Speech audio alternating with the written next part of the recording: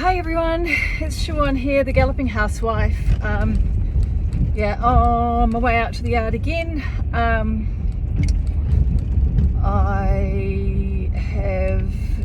Went out yesterday and just actually ended up lunging Percy and giving him a good bath. He's had a couple of days out in the field, which he's thoroughly enjoyed and turned into a complete mud goblin.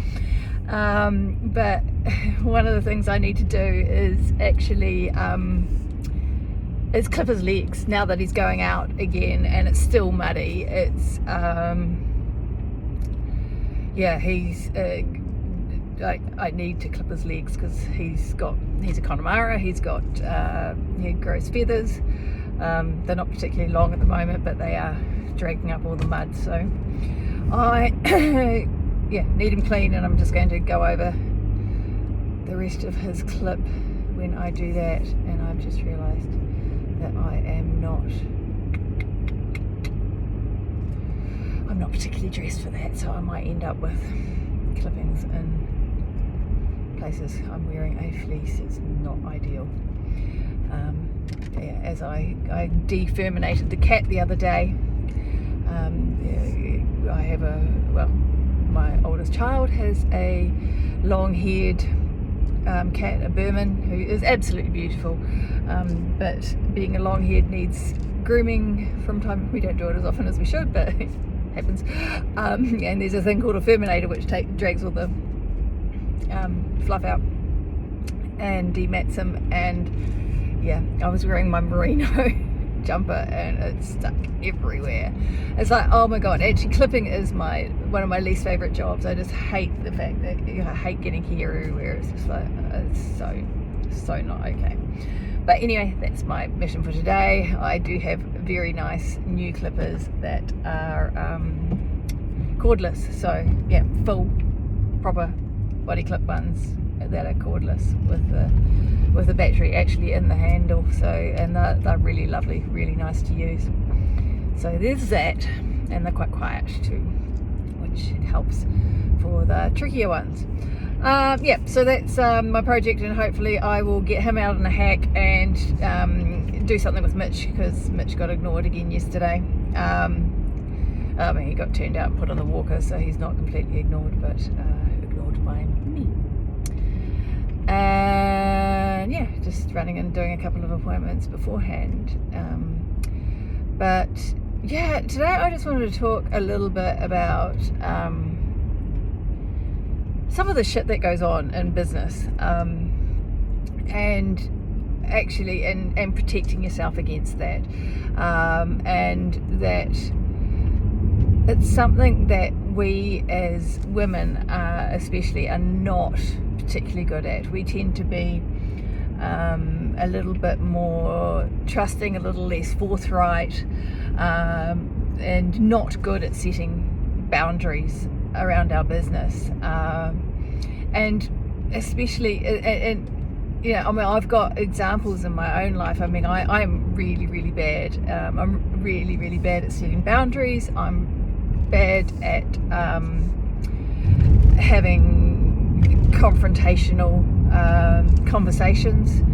I'm quite good with writing letters that need to be written, putting things into the written word, but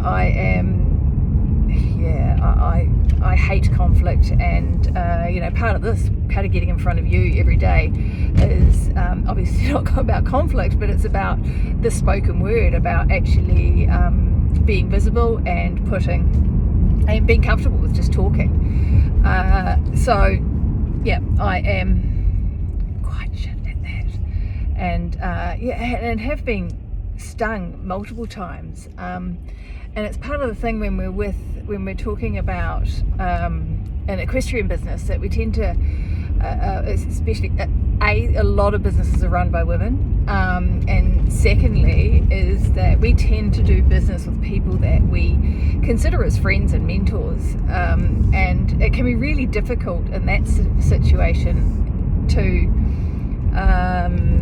just set these things up and to have the, to back up your processes, and to actually establish, part of this is pricing, and part of this is about figuring out that it's okay to charge for your services, but which is a completely different conversation. But if you've gotten to that point where you know that your services that you provide are worth charging for, and you're comfortable with that, then it's the next thing you need to do is to actually have some sort of structure in place so that you make sure you get paid, and you make sure that that your interests are protected.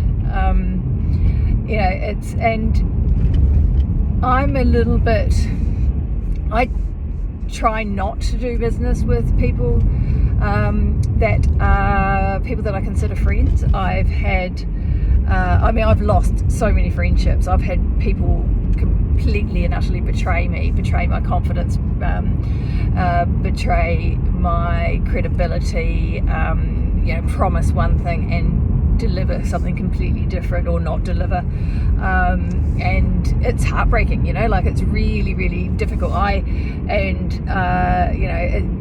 You just get to that point where you just, and I tend to cut and run. I tend to cut my losses.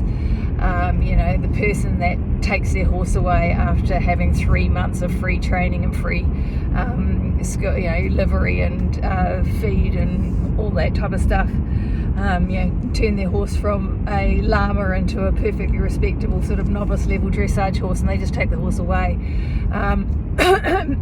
which I've had that happen.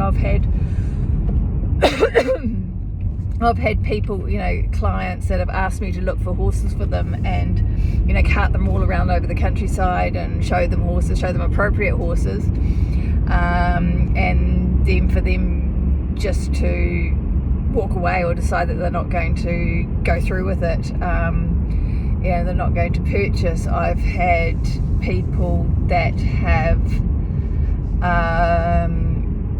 which is kind of, that's a grey area, but I've had people whose horses that I've, competed and, again, turned from something that you can't, I had one horse, so you turned from something that you couldn't even get into the box with, into doing nice sort of elementary level dressage and show jumping at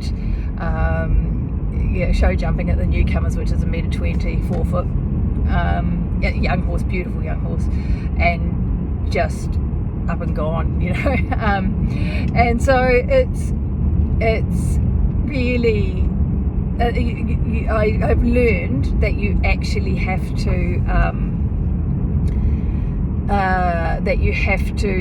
protect yourself, that you have to have things in writing, that you have to read the bloody small print, you have to have someone, preferably legal, look over that, and keep you to their word too, and make sure that the other party stays to their word. I had one situation in a business that I set up and created, and created a whole new market for, and did exceptionally well, and then and then the terms of payment for the products changed completely, and I didn't have the capital to cover it, and got to the point where the other party forced me into a breach of contract. But if I'd actually read the contract properly, I could have forced them. They actually broke the contract before me, but because I wasn't actually called out on it, and because I didn't call them out on it, and because I didn't notify them in writing, then they were in the right, and I lost that business. And it was huge, devastating. And it was devastating too, to have people that you thought, you've done such a good service by them, and they've just fucked you over, like really truly fucked you over. But and you have to live and learn. You have to live and learn. But it's just something that, and that is part of. So I've got a couple of programs on the go. But one of the things that I will talk about in the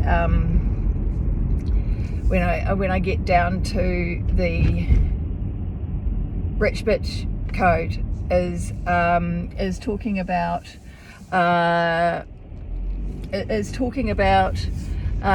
setting boundaries, about having processes in place, about how to send people invoices, how to how to have contracts that are easy to read but actually mean something. About how to have those conversations with people, especially if you're going to be changing your practices. I see it especially in so much in the sort of schooling and livery industry, that people will just, they'll have you on, and on both sides of the equation. I had one very recently, and you'd think I'd learn, and I actually moved on without a contract, and I never got an invoice, but it was a verbal contract, and I shouldn't have done that. I should have just said, no, I need this in writing, against my better judgment. And they saw me turn up, and they saw dollar signs, and in the end they refused to offer, they couldn't offer the services that we agreed to, and I'd paid in a month in advance, and I had to leave. I left, and they owe me £500, and it's like, and actually I could take them to court because I have everything, and I have messages and that sort of stuff that I could take them to small claims, but at the end of the day, it's not, to me, it's not worth the hassle, but I mean, karma will get them. They're well known in the industry around here for doing this sort of thing. So it's it is what it is. But yeah, so this is a really really tricky conversation to have. It's a tricky situation to be in, and and I only allowed myself to get into that situation with this because it wasn't in the business. It was about me, and the it was personal. It was about my own horses and that sort of stuff. So it wasn't so much about the I'm much more careful in the business after the issues that I've gone through. But it's something that I think that we need to talk about. We need to talk about that it's okay to charge for your services that you're providing, whether it be coaching or livery, or whether you're selling products, whether you're a supplier or a distributor.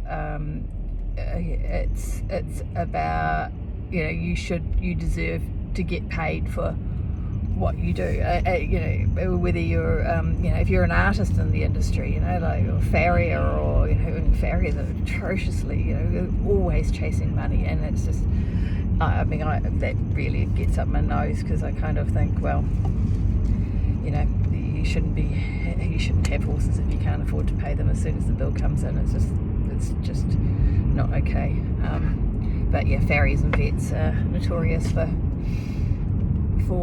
having people non-payers, and it's quite often the bigger yards too that sort of shaft them, or just don't pay for months and months and months. And that's not okay.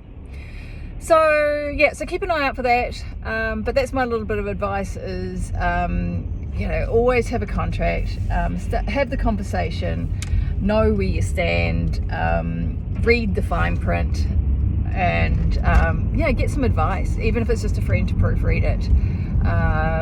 It's just meaning what I think it means, is a start. Right. It's, as you can see by the fact that I just had to put my sunglasses on, it's a corker day here in Scotland, not much wind, and I've just realised I've got the wrong bloody way.